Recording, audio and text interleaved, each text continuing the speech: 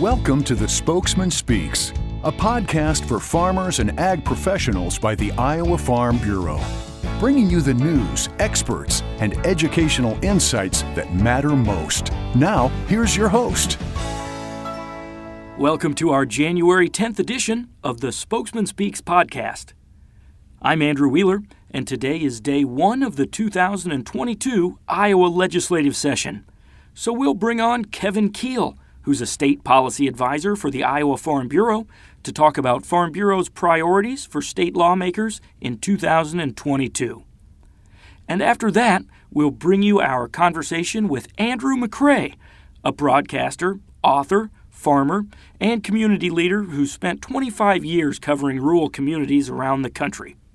Over the years, Andrew has had a chance to see and document examples of small towns overcoming their challenges and embracing their unique opportunities to thrive. So he's going to talk with us about what he's learned along the way and share some tips that you can borrow for your hometown. But we'll start with Iowa Farm Bureau State Policy Advisor Kevin Kuhle to discuss Farm Bureau's priorities for the 2022 legislative session. Spokesman editor Dirk Steimel has the story.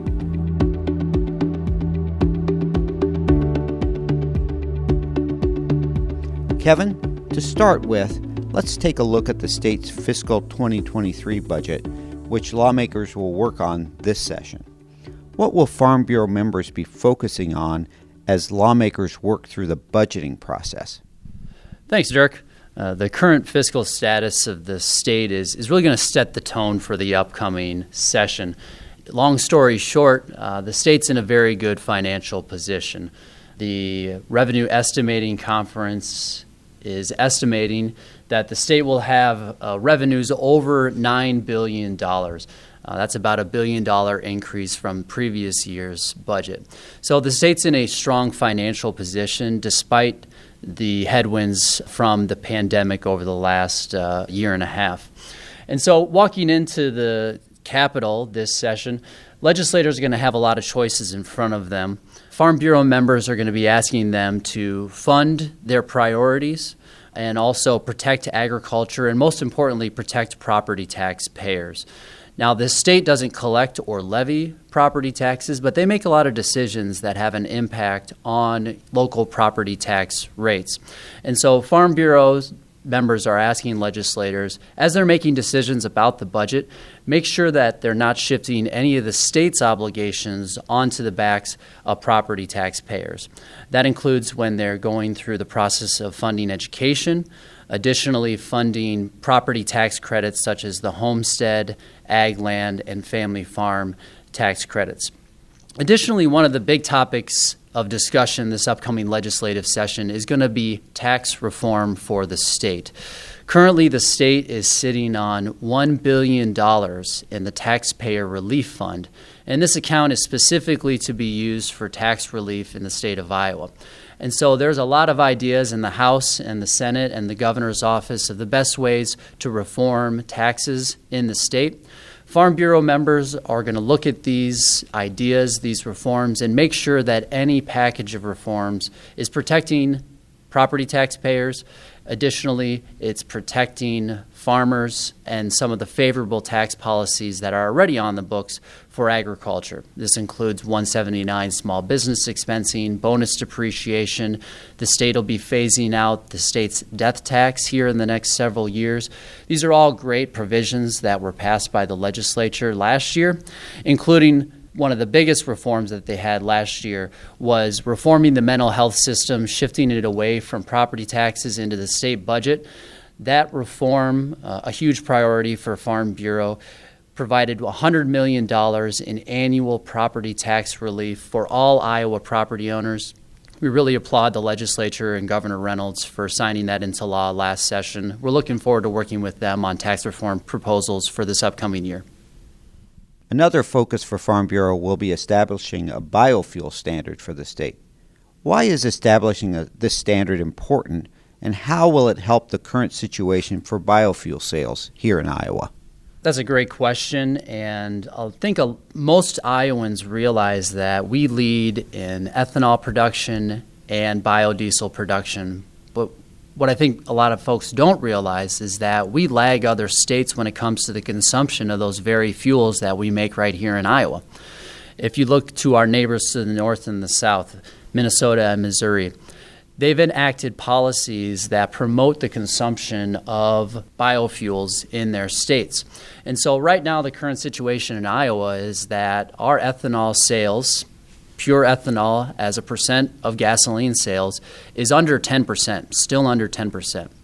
Most recent reports in 2020 pointed to a 9.5 blend rate across the state. And we've seen over the last 10 years that blend rate has been pretty stagnant. We've moved from maybe about 8.5% of pure ethanol in our gasoline sales to 9.5%. So the state needs to do more and can do more to promote the consumption of the biofuels that we make right here in Iowa. So last year, Farm Bureau members worked with the legislature in Governor Reynolds' office to promote a package of reforms that would increase the consumption of biodiesel and ethanol in the state of Iowa. Additionally, the package would have looked at creating more availability of E15 at gas stations across the state. E15, otherwise known as unleaded 88, is only available at 17% of the gas stations across the state. And that lack of availability is a problem and part of the reason why we're not exceeding 10% in our ethanol sales across the state. And so we're hopeful that in this upcoming legislative session, working hand in glove with the governor's office and working with our legislative leaders, we'll be able to pass a package of reforms that will increase biofuel sales in the state of Iowa. If we look at some of the headwinds we're facing with the promotion of electric vehicles, some uncertainty around the RFS out in Washington, D.C., we need to control our own destiny here in Iowa. We need to do things that promote our economy, support our rural communities, support agriculture, and promote biofuels consumption right here in our own backyard. During the last session, the legislature created the Butchery Innovation and Revitalization Fund to support local meat processing in Iowa. What steps does Farm Bureau support to keep up the momentum for small-scale meat processing in the state? You know, the pandemic really highlighted the need for small processing facilities in the state of Iowa. When some of the larger facilities shut down because of the pandemic, farmers were scrambling to find lockers to process their animals. Additionally, the growing local foods movement is really highlighting the need and the desire of consumers to know where their products are coming from and to buy them locally from a local processor or butcher. So the state of Iowa is looking for ways in which to promote these small processing facilities, and Farm Bureau members set a policy saying we need to expand small processing facilities. And additionally, we got to look for ways in which to address the workforce shortage in these processing facilities, making sure that folks have the skills necessary to work in these facilities. During the pandemic, Governor Reynolds allocated $4 million to an aid package allowing small meat processors to update and refurbish their facilities to expand their processing capacity. The legislature last year built upon that program by creating the Butchery Innovation Fund. Now, that fund was allocated $750,000 for the purpose of refurbishing, expanding small processing facilities in the state. And they defined small processors as under 50 employees. Farm Bureau members are wanting to continue to support the Butchery Innovation Fund at the appropriation level, the same or more than last year. Additionally, look for ways in which to address the workforce shortage to provide the skills necessary to folks so that they can work in these processing facilities. You know, direct marketing to consumer is getting even more popular, and it's a great opportunity for a farmer to aid in their profitability. Selling a half or a quarter share of a hog or a steer, having it processed at a local custom exempt locker is a great opportunity for a beginning farmer. It's a great opportunity to aid in a farmer's profitability. We want to expand those opportunities for our farmers across the state by promoting, expanding our small processing facilities. Deer management by the state is another issue highlighted by Farm Bureau members in recent policy discussions. What are the organization's key deer management priorities in 2022? Farm Bureau members are really wanting to take a comprehensive review at how deer are managed in the state. The Iowa Department of Natural Resources establishes the deer plan for the state. They established in 2009 through an advisory committee what the ideal deer herd population would be for the state.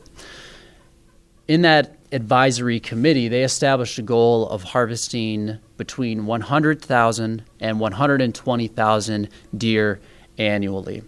And this goal was created to provide maximum quality recreation for hunters.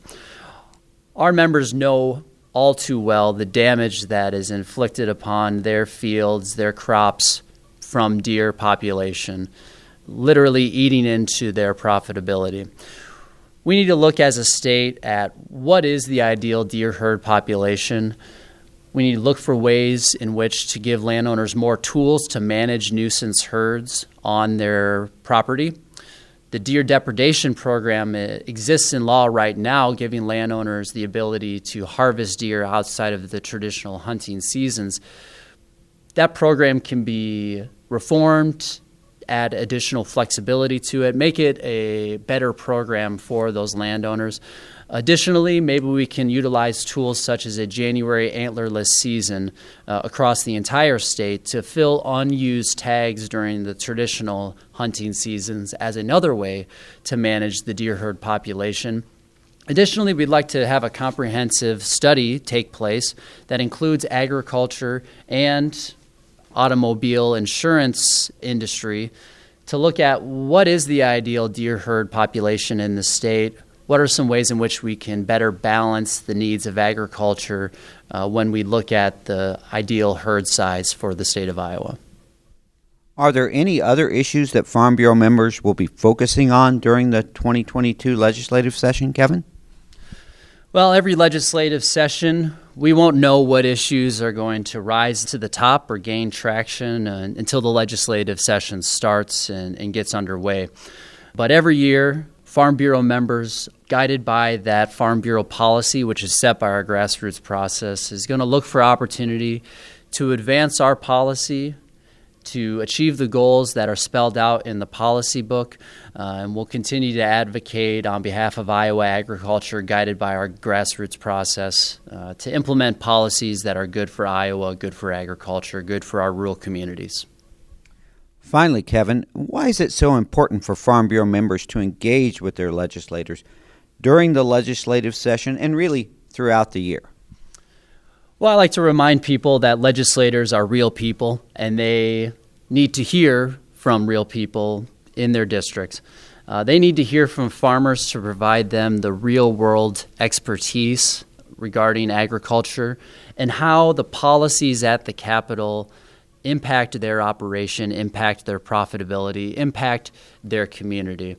And so it's really essential for farmers to speak up, to have a voice, to advocate for the things that are good for Iowa agriculture, to be the voice of agriculture in the Capitol.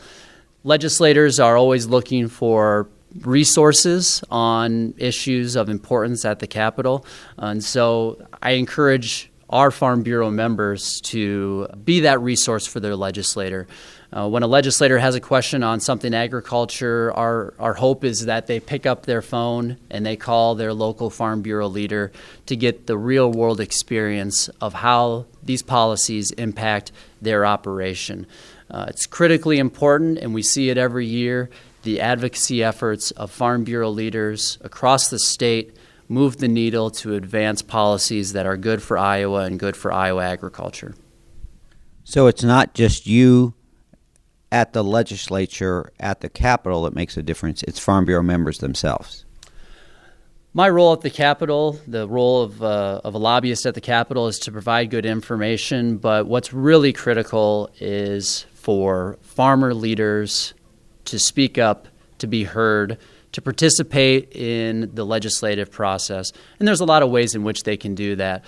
Farm Bureau will host 2 days at the Capitol where Iowa farmers from across the state will come and speak directly to their legislators. And there'll be additional other opportunities for farmers to engage with their legislators back home at town hall meetings or through traditional communication, phone call, email throughout the legislative session at critical points to advance Farm Bureau policy. The role that a farmer plays in the Capitol is critically important to passing good policy for the state. You've heard us say it before, and now you've heard it again from a guy who spends a lot of time down at the state Capitol building working directly with lawmakers this time of year. Your voice and your farm story really matter. That's something to keep in mind as we head into a legislative session that's sure to present agriculture with some unique opportunities and challenges, including the areas that Kevin mentioned. Next up is Andrew McCrea, an Oscar-winning broadcaster and farmer who spent 25 years covering rural America. During that time, he's discovered a number of ways that small towns are working creatively and collaboratively to overcome the unique challenges they face. Back in 2019, he put those insights into a book titled Total Town Makeover, and just a month ago, at Iowa Farm Bureau's annual meeting, he was in Des Moines talking with Farm Bureau members about his findings. Farm Bureau's Caitlin Lamb tracked down Andrew afterwards to discuss some of his high-level takeaways and tips for farmers and other rural community leaders.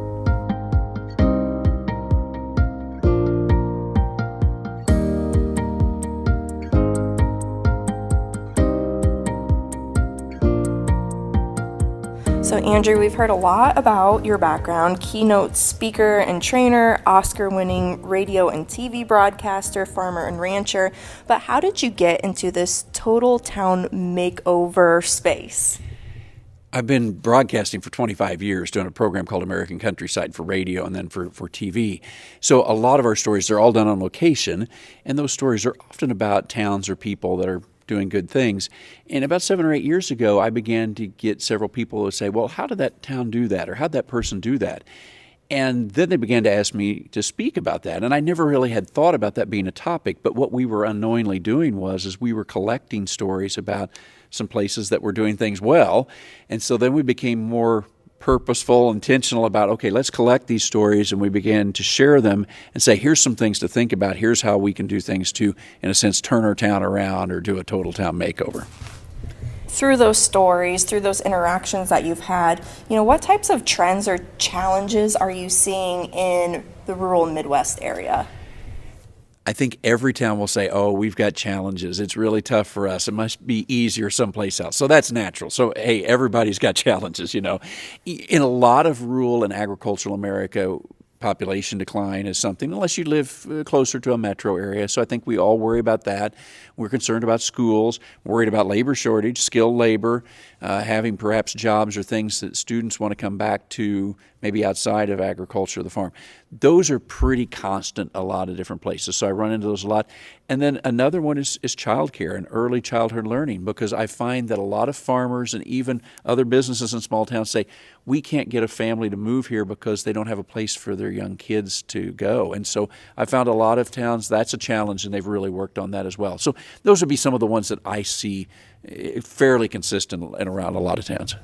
And I can absolutely see that about the child care challenges. We live in a rural area, but since I work in the metro, we were looking at daycares that were closer. And even in a place that's so heavily populated, we were on wait lists that were 6 months long. And I have friends who farm and work in towns smaller than I live in, and just trying to find childcare. Like, I started telling moms who were even thinking about getting pregnant, like, this is going to be your number one worry throughout pregnancy, I promise. So yeah, I totally get that. Yeah. And then, so the small towns that you've seen that have been successful in creating vibrant main streets in a place where people are proud to call it home, like, what do they have in common? What are they doing right? I I think it begins with a handful of people that are committed to seeing change in their location. And it can really be anybody. It can be young, middle-aged, old, could be farmers, could be other folks in the community. But I tell people, start with getting a little group of folks together that are positive but also realistic and are willing to do a few things. And you can share of your time, your talent, your wealth, or whatever may fit you. But it's beginning to have some of those discussions. That's a good place to start.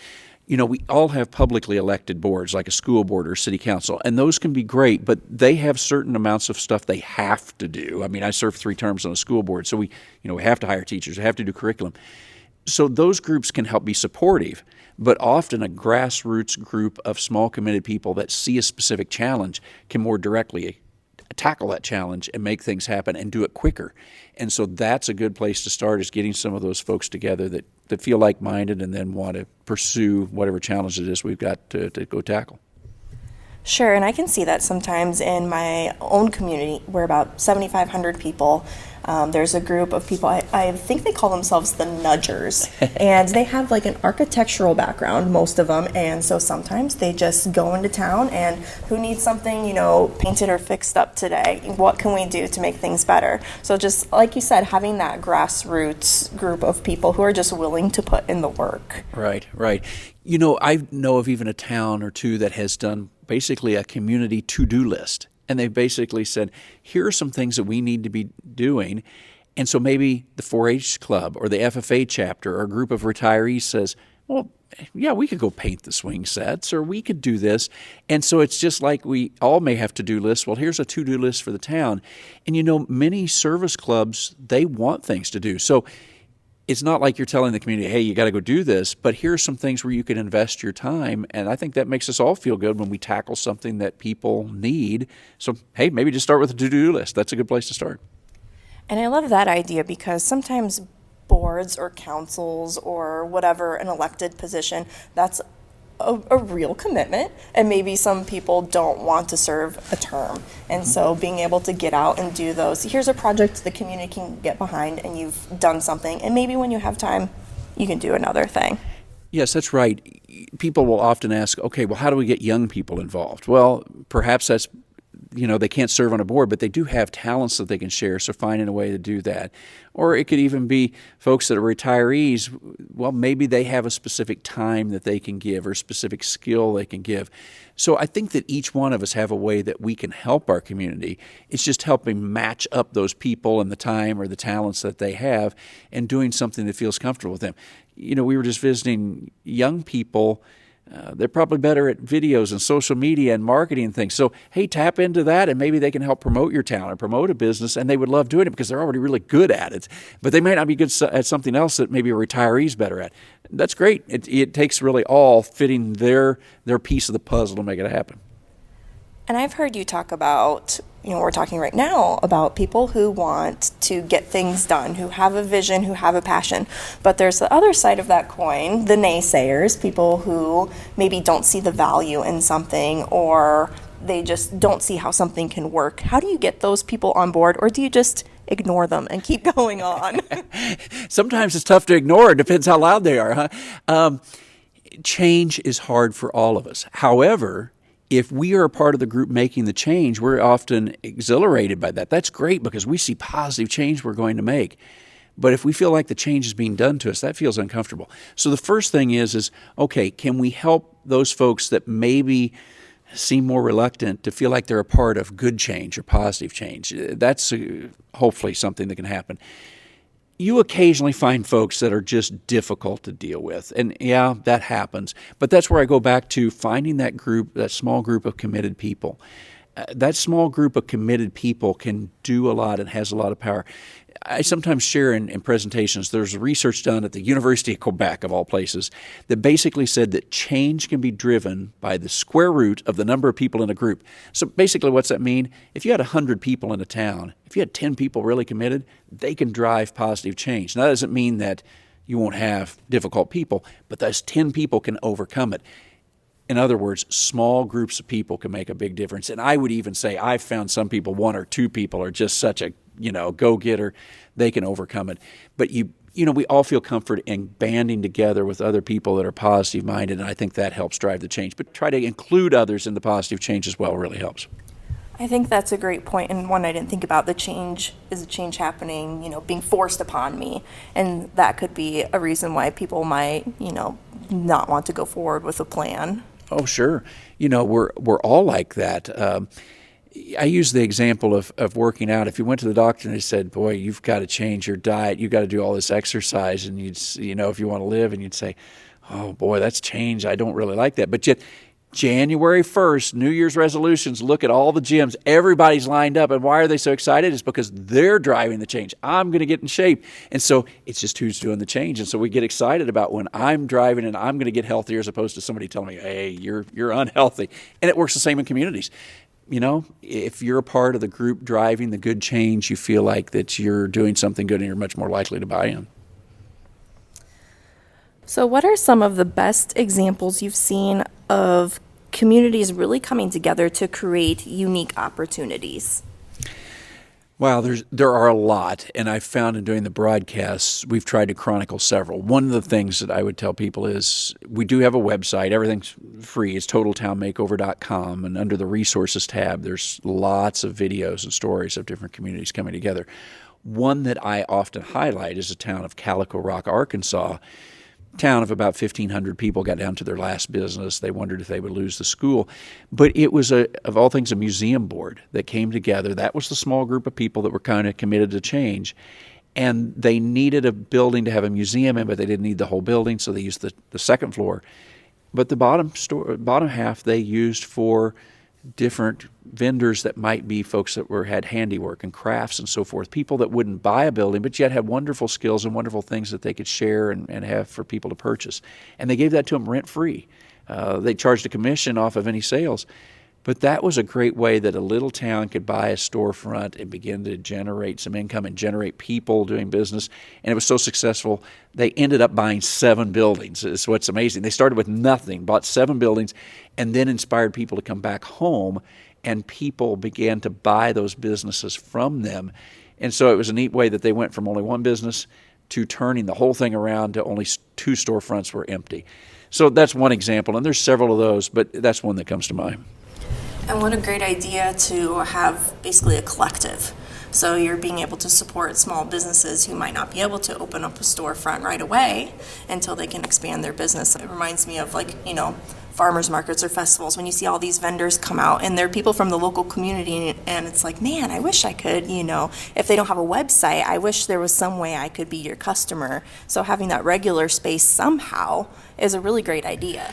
It is. And, some things do take time and planning, so I don't want to make it sound that it's super easy. But then again, many of our rural towns do have vacant buildings, vacant areas, and sometimes those can be acquired for little money, not a lot of work. And, when you live in a small town, you have a big advantage is many times you can do things much quicker than you can in a big city. You can make that change happen, and we can drive it through. And so don't think of being small as being a disadvantage. Small is really an advantage. You can do things fairly quickly, and you don't have to do a lot to make a big difference. You can move the needle a lot by just doing a little. Well, that actually leads me to my next question, which is there some type of low-hanging fruit? If you're going to make a change today, this is it, or something to consider? Here's the first thing I would tell people is just have an outsider drive into your community and get their impression of it. Does it look clean? Does it look tidy? Are there flowers? Is the trash picked up? That sounds simple. But, I think about when I was dating my wife and she saw my house for the first time. I went and cleaned everything up, and she said, this doesn't look too bad. I was, impressed. But that's what you want for your town. And so that might be getting some volunteers together, or it's the 4-H and FFA members and the city council, whoever, and we're going to have trash pickup, but we're also going to have tree planters and flower planters, and we're going to do some little things. Those are things that don't take a lot of cash and a lot of time, but they can really make things look better. And I think people are attracted to places that look nice and neat, and we want to, in a sense, live in a place that looks nice. And nobody likes to live in a trashy place for the most part. So those are little things that I think you can begin with. Just do those little things, and then I think people begin to say, hey, we've done that, and just build off that. When you talk about that, I went to high school in Winterset, which is, a beautiful town, and the people really care about their town square. And so, yeah, every, spring, summer, there would be those beautiful, huge hanging baskets. Like, I don't even know where you could buy one that big. And then in my own town, or in a lot of rural towns, just looking down Main Street and seeing during the holidays, like wreaths put up, and really buy in from all the local businesses to make it feel like home. So it does sound like there are a lot of things, but looking at, the outside view, how it looks, would be a good start. Yeah, I tell people, it's good to have a combination of little goals and big goals. And a community draws inspiration from seeing some things happen. So it's good to have little things that we can say, hey, we did this, we did this, we did this. And okay, we've still got the big goal out there. But if you only focus on the big goal and never do anything little, people can begin to lose hope because it's like, oh, we're never going to get this done.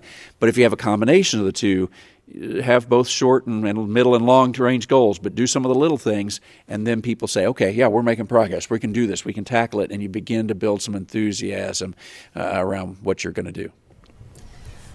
Are there ways that small towns can benefit from larger metro areas being around them, trying to pull in different visitors who might think that they just would stop in like the big town instead of the little outskirts? I think that the answer is yes. And each one of us has to look at our town and say, okay, what's the advantage of where I live? I believe I could make a case for about any place that, okay, this is your advantage. So if I'm a smaller town next to a bigger city, well, when we say, oh, that's a disadvantage, everybody can leave and go get their stuff elsewhere. Maybe, but what is it you can offer in the little town that you can't find in the big town? And maybe it's that, country cafe that people want to come out to, or maybe it's a unique store that has these antiques I can't find someplace else. There could be some little things that you can do, and we've seen examples of that. I can show you around metro areas, little towns that, this one doesn't look like it's thriving, but this one does. A lot of it goes back to that. Conversely, if you live in a very rural area, what would be the advantages of that? Some people truly want to get away, kind of unplug, so to speak. And so are there things that are an advantage with doing that, being totally out in the outdoors? So look at the place where you live and say, okay, what would be the advantage of this? And then begin to say, okay, what can we do then in a sense to take advantage of that situation? When you talk about the restaurants or whatever that draw on, it always makes me think that, so I like fancy coffee just as much as the next person, your Starbucks or whatever it may be. But there is something about the small town cafes, that black coffee in that thick white mug that is like, it's perfect. And we have this little diner, I swear you can only get probably 15 people in there before you violated some type of fire code, and that's where everyone loves to go. So creating that space, that unique thing. Yeah, those unique things are what make small towns special. And when I say small town, it could even be a place that's a little bit bigger. It can be a neighborhood or whatever it is. And people, I think, seek that. Not all, but a lot of people seek those types of things out. And people will ask, well, what can we do, or what's the perfect answer? And I often don't have a perfect answer. It's really just what your town has and just tying into some of those things and finding people that have the inspiration to do it. If you have a passion for it, hey, go try it. Go make it happen, because if you have a passion for it, it's probably much more likely to happen.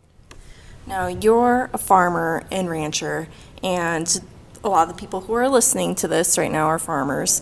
And so how does the farmer role feed into rural vitality? Because we know we want our towns to be successful, because that's going to feed back into the farm business too. How can those things help each other?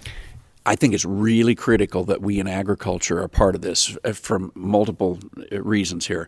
One is we need a strong community around us. It hurts us when we have to drive a long way for a doctor or for a lawyer or for a good school, or maybe my kids would love to play basketball, but it's the winter and we don't have a place to go to a gym.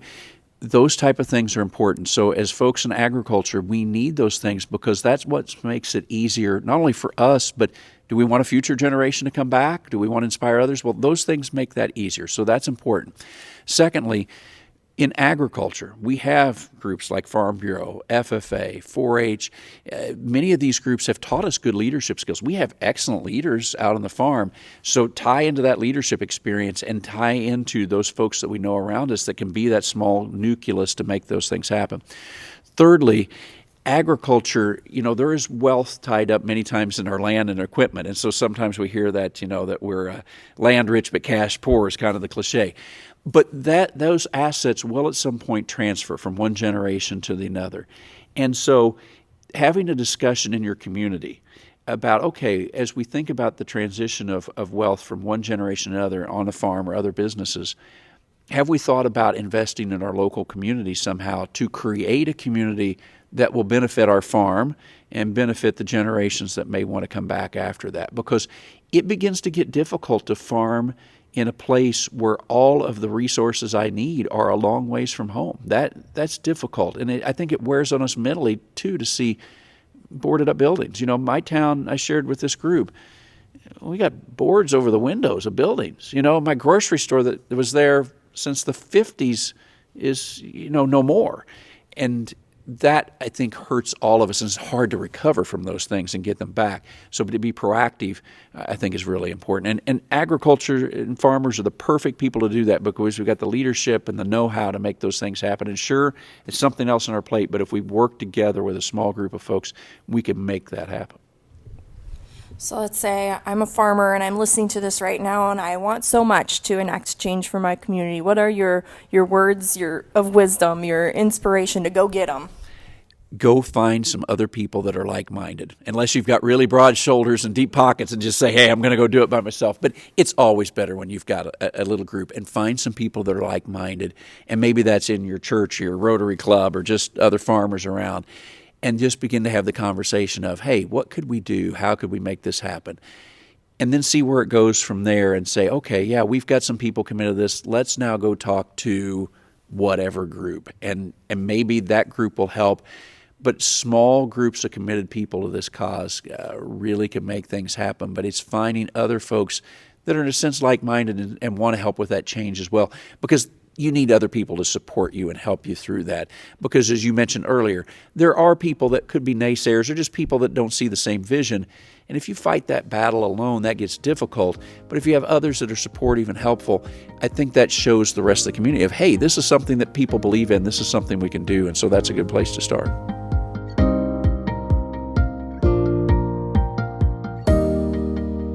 Some great actionable advice there from Andrew McCrea.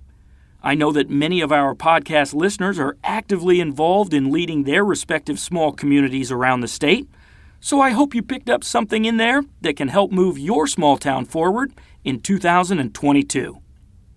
That's all for this episode of the Spokesman Speaks podcast. We hope you enjoyed it and that you'll join us for our next one on January 24th. Thank you for doing the work that inspires everything we do here at the Iowa Farm Bureau, and thanks for listening to the Spokesman Speaks. Thank you for listening to the Spokesman Speaks, a podcast by Iowa Farm Bureau. Check out more podcast episodes at iowafarmbureau.com/podcast. You can also find and subscribe to the Spokesman Speaks podcast in the Apple Podcasts app, Google Podcasts, Spotify, iHeartRadio, and other popular podcast apps. We appreciate your ratings and reviews, and we welcome you to email us your feedback at podcast@ifbf.org.